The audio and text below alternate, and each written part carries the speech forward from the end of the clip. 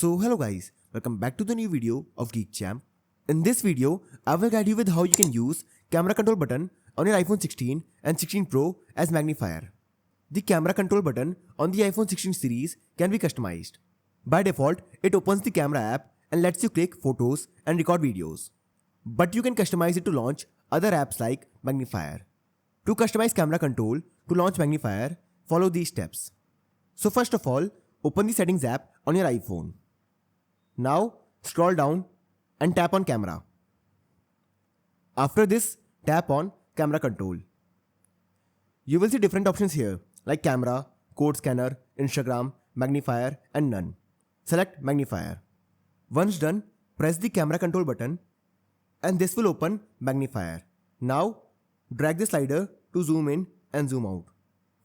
You can capture the image from this button. So this is how you can customize camera control on your iPhone 16 and 16 Pro to open magnifier.